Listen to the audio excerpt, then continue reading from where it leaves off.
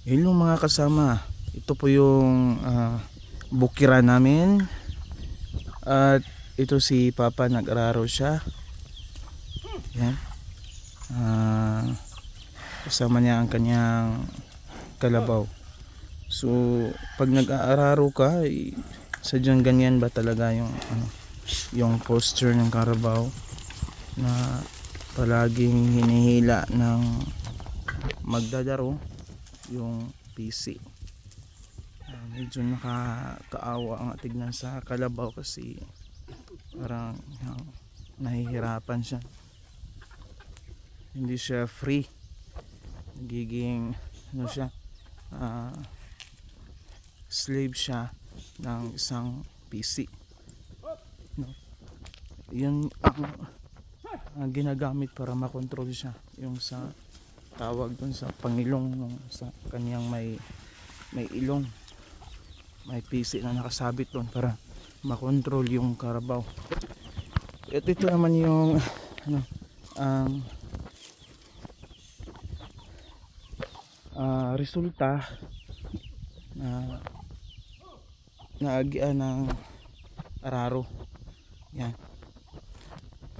So hindi masyadong malinis kasi may patlang kasi, hindi kasi na talagang nahihirapan yung kalabaw.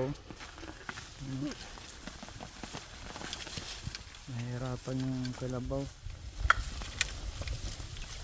So hindi masyadong malinis kasi may mga patlang, hindi talaga ginanid yung pag-araro. So okay lang din yan kasi babalikan din naman yan pag magtatanim na. So yun lang, pag nandito ka sa bukid, pag mag-araro, may mga manok talaga dyan. Yan. So masama yan sa mag-araro kasi may mga pagkain makikita nila, like mga earthworms, yun, may mga tumus din. So ang ganda dito sa bukid, yan. Kaso mainit lang. Mas maganda siguro pag ganito yung trabaho, hindi mainit, like maaga or hapon. So yun si Papa, yun. Yan, parang nahihirapan na sila pareho, kailangan na nilang magpahinga. Dapat din sana magpahinga din sila, hindi yung ilang oras silang nakababad sa araw at ganito yung ginagawa. So ayan, no? Saan na ba yan sila? Nandun na pa, no? Ayan, si Papa at yung kanyang kalabaw. Si Papa at ang kanyang kalabaw laging nagsasama sa bukid.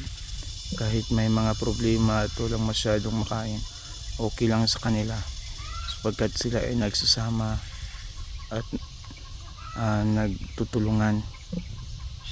Yan. So yun lang mga kasama, no?